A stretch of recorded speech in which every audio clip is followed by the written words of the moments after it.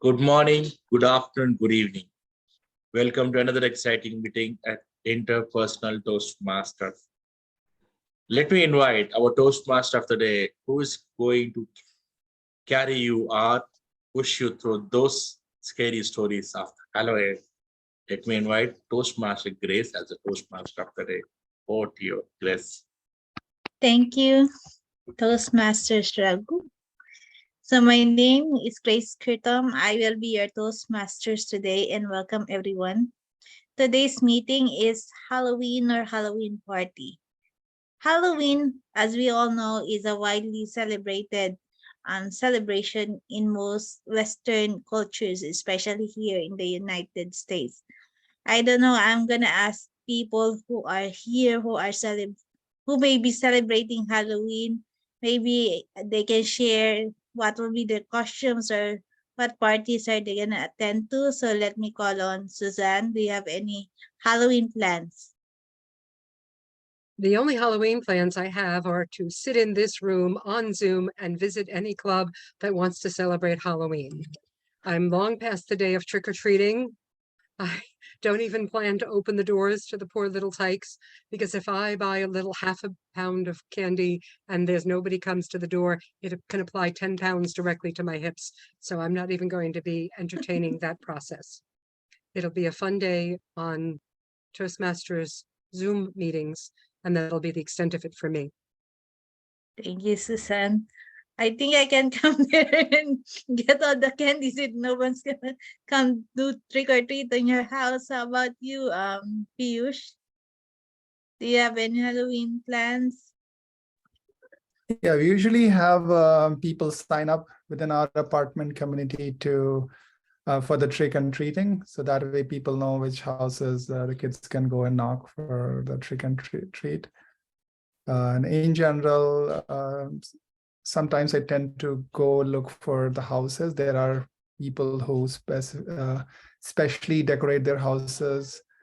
And it seems there is a competition somewhere where they kind of award the best decorated house something. So people who take part in that competition, they have their houses decorated very nicely. So I tend to find that list somewhere and drive around to see how the decorations are. And there are also like certain streets in and around. I think there's one in a neighboring city. That street is famous. Like everyone in that street, there's a tradition that they heavily decorate their house. So yeah, a bit of trick and treating and also treat to my eyes. Yeah, that would be fun. How about you, Jim? Well, I really don't celebrate Halloween all that much, but it is kind of interesting to see what costumes people come up with, whether it's the adults, but especially the kids. I like seeing their enthusiasm and their enjoyment. So so that's what I'm going to be looking forward to regarding it. I'm just going to be a sideline observer this year. Me too. I enjoy seeing different costumes and the creativity of people, how they put up different Halloween costumes. And here, the two of our attendees here have their Halloween backgrounds ready on Suzanne and Piyush. Anyway, Halloween is a less commonly known celebration as All Hallows Eve. It falls every 31st of October. And they say that it is influenced by Celtic harvest, particularly the Gaelic festival Samhain. So Halloween began during the time when the Irish and the Scottish immigrants came to the United States in the 19th century. And from there, during the late 20th and the 21st century, the American influence of Halloween spread all over the world. Halloween comes from the word All Hallows Eve, and the word even in the Scot it means like evening. And so it was contracted to in, and it became Halloween. Now, let us start. We have three sections for tonight. The first section would be our prepared speeches. The second section would be our impromptu speeches. And then the last would be our evaluation section.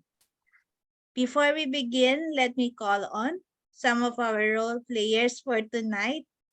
Let me call on our grammarian, Piyush, to tell us the word of the day. Hello, fellow Toastmasters. The word of the day is petrify. I wanted to pick a word that matches with the Halloween spirit. It has two meanings. The most common meaning is to make someone frightened such that they're unable to move. Another meaning is to become stone or stony hardness or rigidity. An example sentence for the first meaning would be, because it's Halloween and some of the houses are decorated so well that it got me petrified. The second usage would be, for the second meaning, the wood got petrified and it became coal. With that, just to very quickly explain my role, I'll be looking at good usage of grammar, people who will use this particular word of the day, and also any improvement or anything that I noticed, I'll report it at the end of the meeting. Thank you, and over to you, Toastmaster of the day, Toastmaster Grace. Thank you, Piyush. Now let's begin with our session for tonight. I hope everyone is not petrified with the different sections of our meeting. So like I mentioned, the first section would be the prepared speeches. The first prepared speeches the first prepared speech for tonight will be presented by our speaker, Ms. Catherine. It is from the Dynamic Leadership Path with the project Understanding Your Communication Style. The duration for this speech will be from 5 to 7 minutes. And the speech title is, What Aura Do You Present? Toastmaster Catherine, what aura do you present? What aura do you present, Toastmaster Catherine?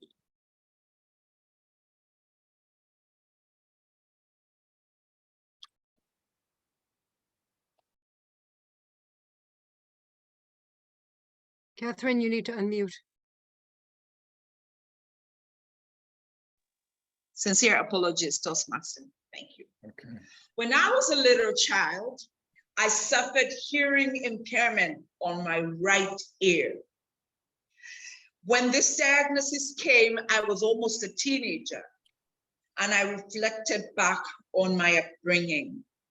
Growing up, I struggled to take instructions, to follow instructions, and to know what was going on. Little did I know that the small nerves around my right ear were the problem. However, I also noticed that growing up, I had a heightened sense of lip reading, reading cues, and high verbal language, non-verbal language, excuse me. Perhaps this explains why when I speak, I'm a little dramatic and expressive, because I'm trying to draw you in. I learned one thing: communication is more than what is said and what is heard. Toastmasters and guests, I'd like to share the results of my survey about my communication style. My communication style is predominantly the initiator. And that means I tend to talk very much and dominate the communication process. The other styles that I have are supportive, analytical, and direct scored a 0. Perhaps this explains why in my culture, people do not get to the point, they will go round the bottle. They will go round the bottle and say it's a round hole with which a little water will settle in it. They will not get to the point.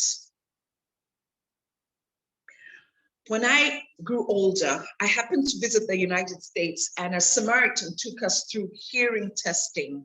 And that's when the first time I received hearing aids. Oh, my world switched on. I heard the birds. I heard the wind. I could hear the leaves. And guess what happened? One small accident. I dropped my 2 red and blue hearing aids in a pit of sulfur that burned them. I went back to lip reading, cues, and body language became my friend.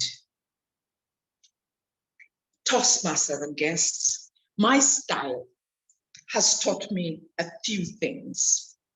That because of the situations and roles that I have had to play, I do not always apply the initiator style.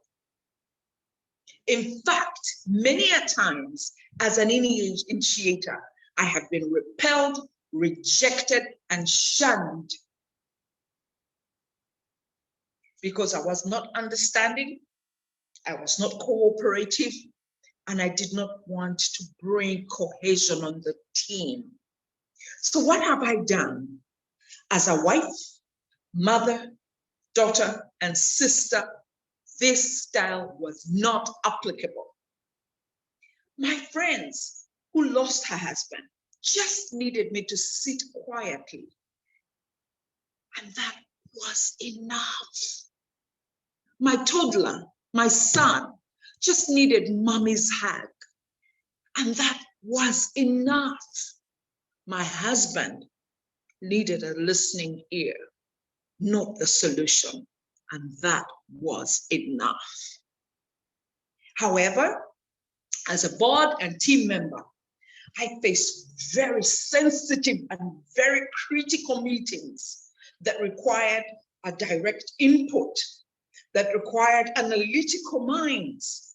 As a national transformer, I needed to provide the critique for the critics that was required to understand what dead aid would do to Africa, that was required to understand what the Gandhi phenomenon would do for my country, what the Lee Kuan Yew leadership style would require for my country, to understand the success story of Singapore and relate it to my country, Uganda. Being analytical was very critical as a scholar. It is still critical as a decision maker in my home. If we were going to move to Malaysia, I needed to know which schools are we going to? Where will we stay? How will we move? I needed that information, without which I needed to apply analytical mind all the time, 24/7. These roles, these situations have helped me appreciate my communication style. They have helped me understand that Toastmasters has given us tools to apply our aura. Our aura. What aura do you present? Back to you, Toastmaster of the day.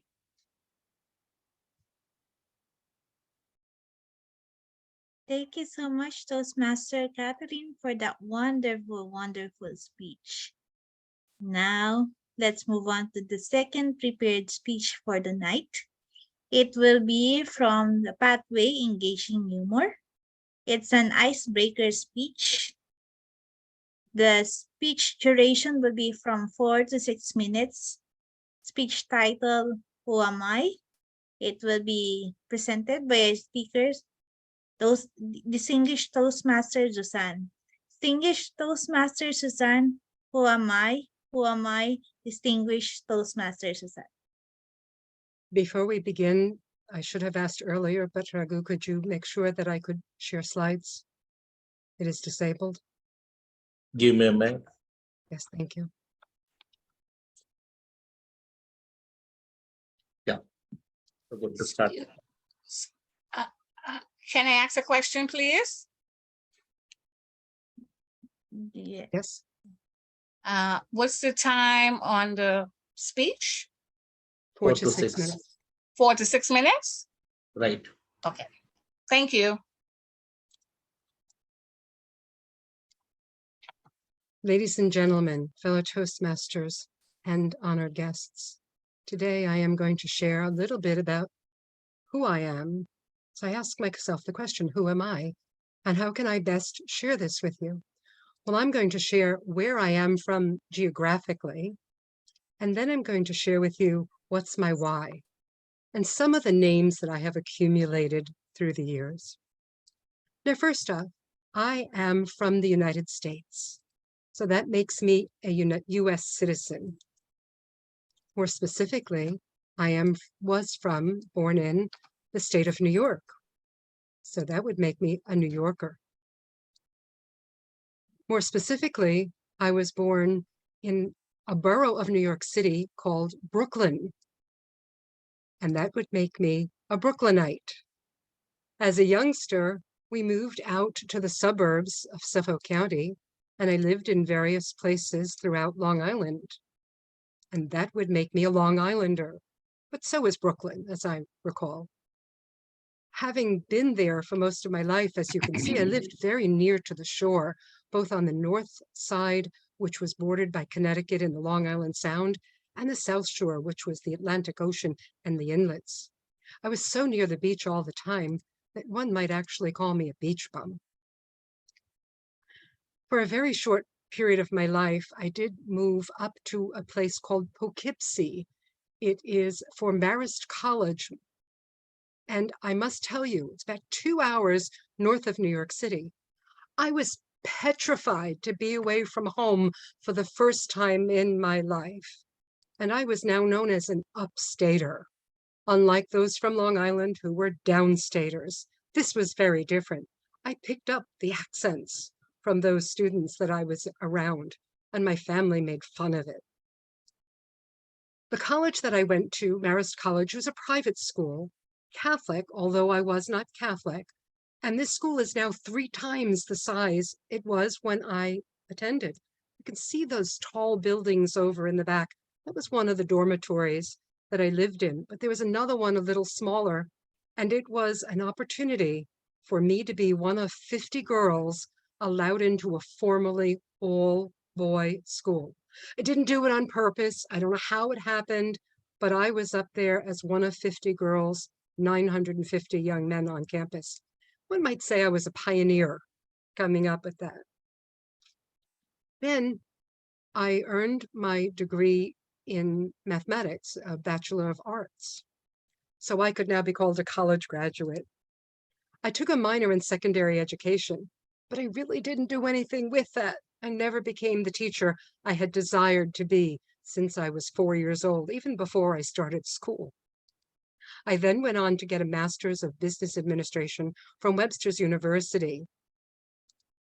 I've had various jobs throughout my life. One was a sales clerk at a major department store known as Sears. You might have heard of them worldwide, and they're closed. Then I was a waitress, and that was for a famous steak place called Cookies on Long Island, only they too are out of business. But again, this is 40, 50 years ago. These were the schools I went to, the jobs I had when I went to school. I then went on to become an office manager and a dispatcher for a plumber. And I learned how to do computers for the very first time in my life. They were still very, very elementary. But then I went on to become an insurance agent and broker. It was a very major company, and I won't mention their name, but I was with them nearly 5 years. And I was the first woman they had there since World War II. And this was in the 70s, if you can only imagine, in the 1970s. You might say that I was a pioneer again. I broke down the door, not literally, but figuratively. I then went on to have a career as an accounting manager at a major aerospace company. Now, I must tell you, this company still exists, and I'm not going to give them any bragging rights, but I did start as accounts payable, went on to accounts receivable, and then earned the degree, the job as an accounting manager. There weren't many women managers. It was a very male-dominated organization. I am retired, so I've earned the title of retiree, but that's all I'm going to say about it because that's enough topic for another speech. During my career, I moved south to a state called Florida. More specifically, I am now called a Floridian. More specifically, the city that I live in is called Melbourne, not Australia, but Florida. It's in the central location of Florida, so I might be considered a Central Floridian. We are only an hour away from Orlando and just south of Cocoa Beach, which means we are very near and dear to Disney World, the land of possibilities, and JFK Space Center, the world of possibilities, where we've watched the launches. And I can actually stand in my very own backyard, stand outside, look up and watch the launches. After 2 or 3 seconds, I can see them above the trees, and it is glorious every single time. Now in Toastmasters, we like to think about the rule of 3. So I'm going to use this to describe myself. I am something that you can see. I'm a female. I'm a baby boomer, the gray hair, obviously, and I'm a Caucasian. But there's so much more to who I am. And I'm sorry, but I'm going to blow past my timing. I'm sorry. I know it. It's here. I am a member of a family. I'm a member of a community or many communities. And then I'm going to share a little bit about my self-image. So first off, in my family, I'm a wife. My darling husband, Werner, just turned 94 earlier last month. And he's a darling, a sweet man. I'm so lucky to have him in my life. I'm a mother to 2 lovely children, both grown, Michelle and Chris, and they both still live on Long Island. So I'm heartbroken that they're so far away. And then I am also I'm a grandmother of 2 lovely children, Michael and Faith. Now, this is pre-COVID, so you can see the hair length is different, and the kids are a little older. They are now 11 and 15, and I love them with all my heart. Now, I am also a member of several communities. I joined Girl Scouts when I was young. It was a place where we could build courage and confidence and character, and I love them for it. I became a Brownie and stayed in Scouts until I was an adult leader throughout all the years of my daughter's Girl Scout events. Then I am a member of a Catholic church. So that makes me Catholic. I joined as an adult. I wasn't there when I went to college, but many years later, I joined the Catholic Church by choice, and that makes me a ministry leader, including Bible studies, and I've done an international festival for my church over many years. Then I belong to this other group. Perhaps you've heard about it. It's called Toastmasters, and there's a lot of different names that we can achieve during that, but I'm most proud of my DTM. If you can see it, I've earned a DTM in both the Legacy program and in Pathways. Now, I'm going to add a little bit more at this time because it's my self-image. And I want to ask you about your self-image. What do you think? Isn't that the million-dollar question? Who are we? Well, who do we think we are? Well, I believe I'm confident. I believe I'm compassionate. I'm kind, and I like to help others. Now, that would be my authentic self if what you see is what you get, if what I'm telling you is who I really am. And I hope that that's what I project. But I also want to discuss my whys. I'm devoted to my family. I'm a lifelong learner. I love to teach and share. I didn't become a teacher, but I get to do it in so many other capacities. And I like to be a servant leader. Madam Toastmaster. Thank you so much for that wonderful and inspiring speech, distinguished Toastmaster Suzanne. Thank you for that. And so let's continue with our theme for tonight, which is about Halloween. And let's now study the different symbols and artifacts during Halloween. First up would be the jack-o'-lanterns. I think you see that in Piyush's background. So jack-o'-lantern is a part of a popular Christian Irish folktale. They say that those jack-o'-lantern carry the souls of those who has been denied entry in both heaven and hell. The second part would be dressing up in different costumes, just like Raghu here, who is like a bunny or something. And so it is called guising, which was prevalent in Scottish and Irish areas by the late 19th century. Even Suzanne here has her own. So the counterpart of that for Irish people is that they wear the masks, and that is also known as false faces. And here in the United States, costumes are very popular during Halloween parties as early as the 20th century, and it's been going on until now.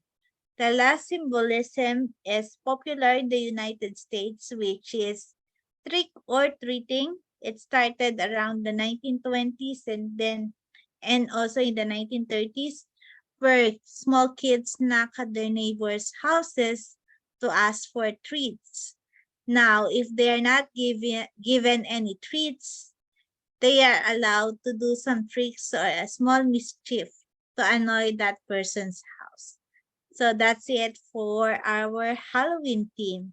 Now let's move on to the second part or section of our meeting would be the impromptu speeches.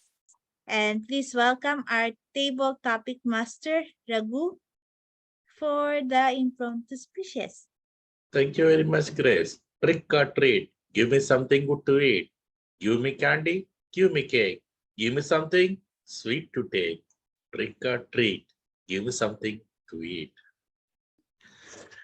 The Halloween is around the corner and time to celebrate, isn't it? Now let's celebrate by some fun topics today. We all know it is just 1 to 2 minutes that you need to speak. So come forward to take the topic. I'll start with Mr. Toastmaster Piyush because he seems to be very happy with the topic and meeting today. Piyush, the topic for you is share with us in 1 to 2 minutes a horror story or anything that you face in your life in reality, something that you're afraid even today to talk about. Thank you, Toastmaster Raghu. There are a lot of different instances where I felt petrified. And there are not just one incident, but there are many. I'll quote you one from a few minutes ago. Yes, a few minutes ago. I'm doing this grammarian role, and I'm noting down people who have used the word of the day. And I was about to write the second name, and it was already written. And I was so petrified, like, what just happened? I'm going to write the second name, and how come it's still there? I'm so petrified. I wasn't expecting that to happen. So this was one story. Another one, I'll really bring it from my childhood. So typically the parents, they would try to make the kid do certain things in certain ways, and some mischievous kids like me would not listen. So then they'll make up stories like, hey, don't go in the dark. You know, in the dark, there's this creature. If you go there, it will catch you. I'm like, oh my God, I'm not going there. And then I'll dream about it. Like whatever people tell me, I'll imagine that creature, kind of have nightmare. And some of it, the dreams I'll still remember. Like it's been like 40 years. I'm so surprised that I still remember some of those imaginary creatures that people describe to me. So yeah, those were the two petrifying stories. I hope it didn't scare you. Over to you, Toastmaster Raghu.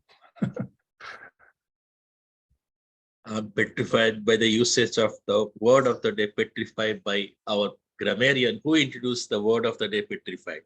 Thank you very much, grammarian.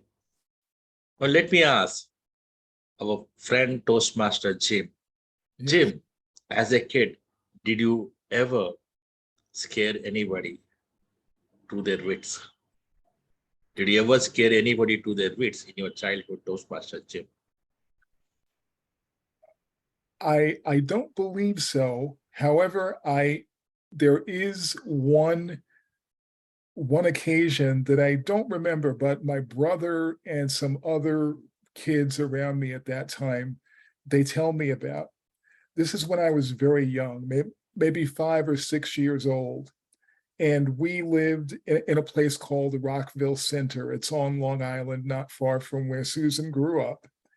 And I was playing outside with some kids, and there were puppies around. And we normally think of puppies as these cuddly, cute animals, and they were. But for me, there were just too many of them at one time, and they were coming at me. And I was petrified. You could tell by my facial expression. I was just completely frightened and had no reason to be. And I never heard the end of it. The way the kids were like, just teasing me, like, how could you be afraid of puppies? What's with you? I think they made fun of me, but I also think of how my frightened reaction could have frightened some of them had the right circumstances been at play. But luckily, I can say that there were not. No animals were harmed during that experience. And I've come to really, really love all dogs. And hopefully one day in the near future, I will have one of my own. Thank you.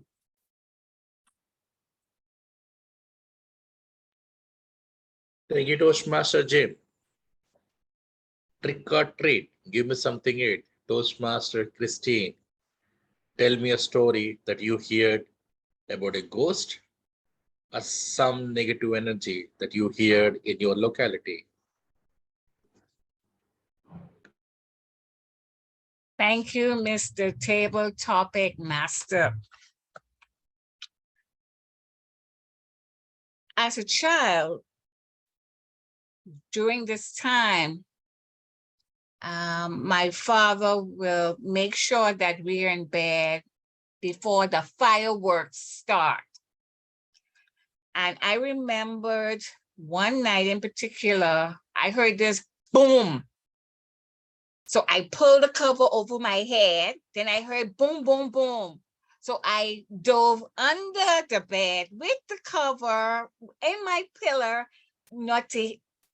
and surprisingly, our older brother was at my bedroom window with firecrackers in his hands. That was petrifying to me. So from then, as an adult, I try to get home as early as I can so I can have the covers over my head in the event that I hear a boom. Back to you, Mr. Table Topic Master. Wonderful. And there goes the boom, boom, boom. We have those boom, boom, boom happening in our festival called Deepavali in India. And coming back, trick or treat. Now, Toastmaster Catherine, tell me a story, a real incident that you heard about a ghost in your place, maybe Uganda, maybe Malaysia, maybe Singapore. Thank you, Toastmaster Raghu. My upbringing, ghosts were real and perhaps a taboo. But I had this one story when I was growing up, and I happened to go to boarding school. My first day at boarding school, I was initiated, or what they call initiation. And the lady who slept on top of my bed said, at night, you will hear the ghosts with wooden sandals walking. I did not sleep. I was so petrified. I covered my head. And indeed, there were sounds of wooden sandals. But it is much, much later that I was told that never existed. And I still wonder today why we were being told that story for every newbie in boarding school. The wooden sandals were gonna come at night and scare you. So I was petrified that night. I lost my sleep. That is the only story I had. So we, in Africa or in Uganda, we don't play around with Halloween because it's real stuff. It's not a joke. So I just wanted to share with you. Back to you, Toastmaster. Thank you. Thank you very much, Catherine. Susan, do you have any experience with paranormal in your life? Did you ever face any such thing? Mr. Topic Master, I do, but I'm going to save that for another speech sometime because it even frightens me, petrifies me. But I do want to go to the question you had about Jim. Have you ever had a situation where you scared somebody? We had a Girl Scout Halloween event, and I dressed up in a full body gorilla suit. Now, the girls weren't really scared by it. They kind of figured it was me. So I tricked them a little. I switched into a different costume and had my husband walk around with the gorilla suit for a while so they would see me and then they would be thinking, oh, who was I hugging? I thought it was you. You're here. We played the little trick on them. But later on, I wore that full gorilla suit when I came to the door when the kids were trick-or-treating. Now, the parents would drive by with the car and the kids would walk up to the house and I would open up the door, standing there with the red glowing eyes. And the little kids would be, Mommy, Mommy, I'm scared. I don't want candy. They'd run back and I'm like, I'm sorry. It's only a costume. Please don't be frightened. But I'll never do that again to the poor little ones. It was fun in Girl Scouts, though. It was a darling thing to have me walking around while the costume was there and they're thinking, who was I hugging? Uh-oh. Mr. Topic Master. Wonderful topic, Toastmaster Susan. Toastmaster Grace, every culture talks about some or other beliefs into the other side. What does your culture or what are your beliefs about the other side? Thank you for that question, Table Topic Master. I believe that the other side, I believe in heaven and hell, and that is part of my upbringing. So even as little as I could remember, my parents and grandparents will tell me that I should always follow the right path because when I die, it's just two places, whether heaven or hell. And I grew up being petrified with the images that they portray about hell, like something that's burning. And so as little as I could remember, I just follow what is good and what is right. And so that is my belief about the other side. And back to you, Mr. Table Topic Master. Thank you very much. Everybody did great job on this trick or treat. My beliefs, coming to my personal beliefs, I do believe in the paranormal activity.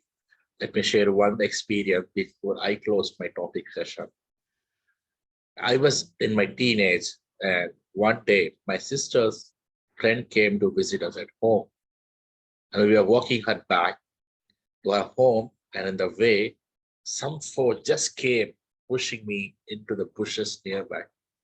It was trying to push me and I started chanting Almighty's name in a louder tone, just the chanting that I learned. And then when I started doing it, it relieved me within seconds. It's a real experience happened. While other experience I had personally, this is something that happened in real before my sister and her friend, and they had to believe that I was facing this paranormal activity on a regular basis. With that, I'll reserve the rest of the experiences as DTM Susan told, maybe to a speech. I had a long plan when I started my Toastmaster journey, but somehow my first mentor convinced me not to do a speech on that. But let us see. With that note, thank you for trick or treat and joining my tricks to give up your stories or to Toastmaster. Thank you so much. I think everybody had fun with the little trick or treat during our table topic section. Now let us move on to the last section of our meeting, which is the evaluation. First, may I call on our first evaluator, Jim, for his evaluation to Toastmaster Catherine's speech. Jim? Thank you, Madam Toastmaster Grace, and thank you to Catherine, who gave us the speech. What does your aura present? The first adjective that I would use to describe your speech and your manner is, well, just exactly what your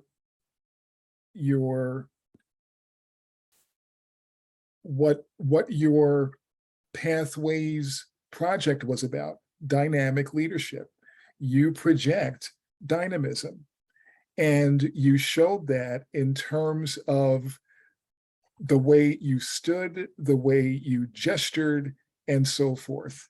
And you told us about your early experiences with hearing loss, which I'm sure would be petrifying to almost anyone. And you really were very effective in terms of describing that experience. Then you also talked about 3 types of communication styles: the initiator, which you said most describes you for the most part; the supportive model, which you said is the next most prominent style that you have; and then the direct style, which you said is least like you in terms of your experience. Good job defining those styles. And also, it was very fascinating when you were talking about how you had to decide which of those styles was most appropriate in certain situations, especially politically. There is one area of suggestion that I would have for improvement.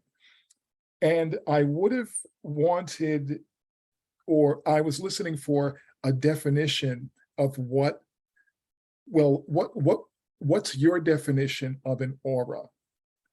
Because I think particularly as you described your experiences with hearing loss, I would have wanted to hear from you what an aura means to you, and so forth, and also too,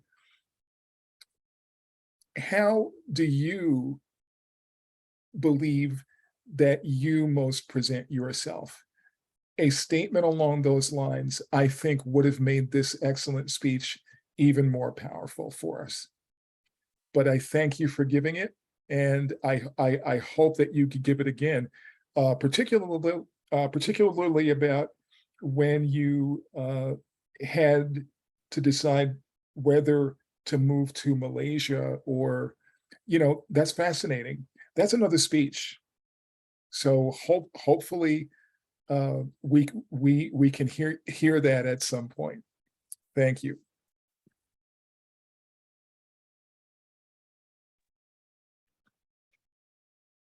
Thank you for the wonderful evaluation, Toastmaster Jim. Now may I call on our second evaluator, distinguished Toastmaster Raghu, for his evaluation with distinguished Toastmaster Susan's speech. Thank you very much, Toastmaster Grace. While I was petrified with the topic of the day being Halloween party, but I was not petrified when I hear the speech by DTM Sousa, because it was full of fun. Engaging humor, icebreaker, toast, DTM Susan, you ensure to entertain us, especially. I was thinking what she's going to say when you started with the geography, saying, I'm a US citizen, New Yorker, and then you went on, and then it brought the humor into your speech right from the beginning. I love the way that you arrange your speech in a sequential way. You went from the time when you were born, you talked about your schooling and your college, and especially being the pioneer. Somehow God chose you to be the pioneer in every place. Otherwise, how would it be just you girls being in a place where 950 boys were present? And good to know your journey so far, and you presented us in a way that we understand. Your language was clear, and your rate of speed was something that I was comfortable with. I love the way that you use fun in every part of it. Your usage of slide was appropriate, while I was thinking, why should you use that for your icebreaker? And then you use the word of the day appropriately in your speech, which was a good usage. And I love the way that you concluded, where you talked about that I'm not just these, but I'm talking about confident, compassionate, learner, devoted, help others, and not the least, servant leader. What a good closing. If I have to give a recommendation to DTM Susan's speech, one would be the take care of the time, which was obvious today, but you mentioned that, but just plan it better. That will help you. Second thing is better opening, kind of more spicy opening. And then even in the conclusion, try to conclude in a better way to show what you think you are and posing a question to us to find out what we are. Because what am I, who am I, is a question that every religion, every culture talks us into something that we need to do that research and find out ourselves. Overall, it was fun today listening to your speech, and all the best for your future speeches, DTM Susan.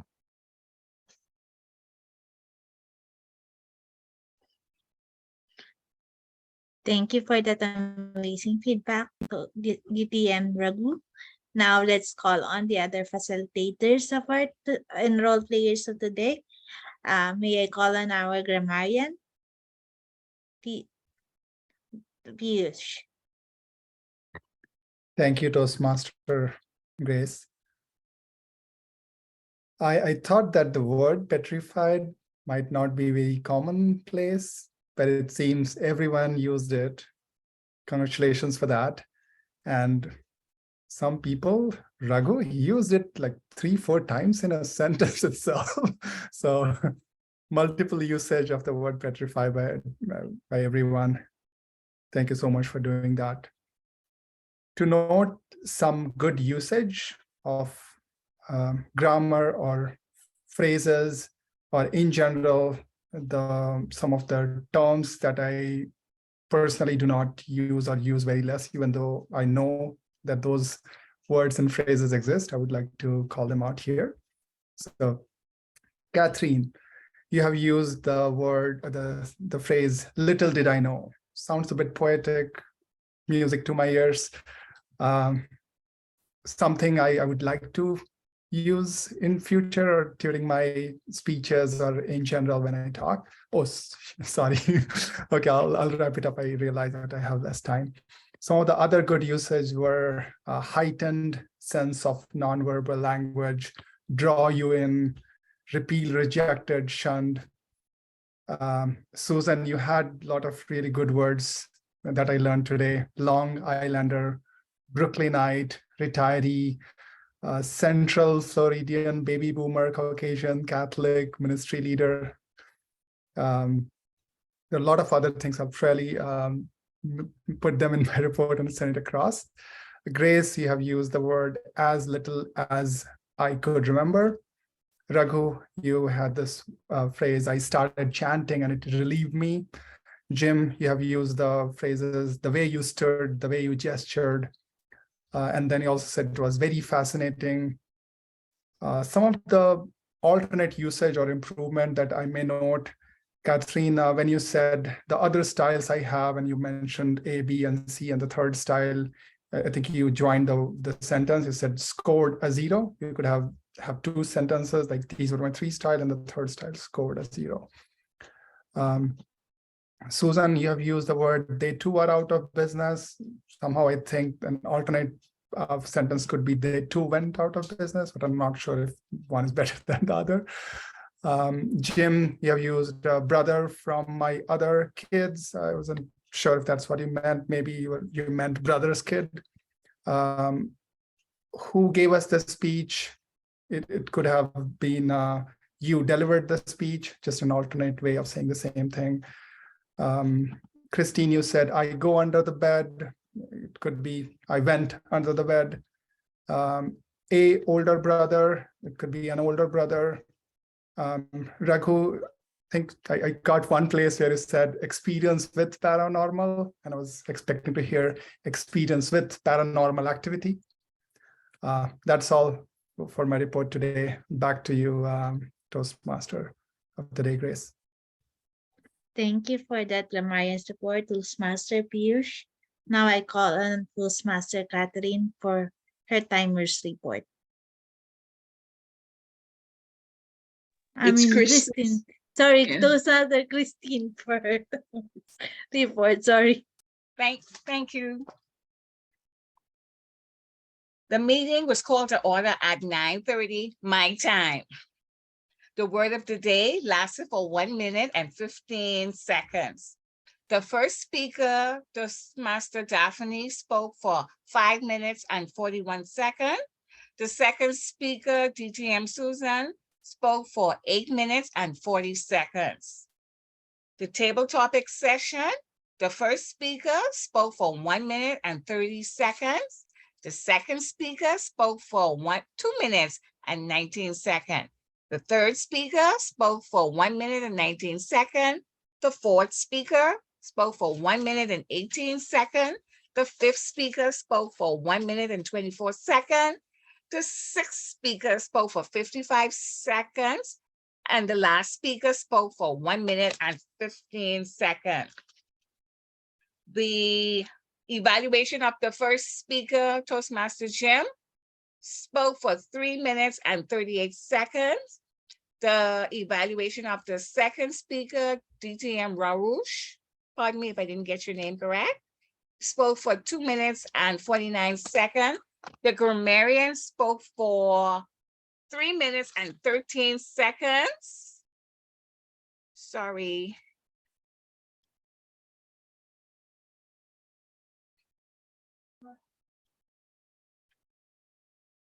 The purpose of the timer is to record each segment of the meeting. This is my report. The time now in the Bahamas is 10:25 p.m. Here ends my report. Back to you, madam. Thank you, Toastmaster Christine, for a very comprehensive timers report. And now I'm gonna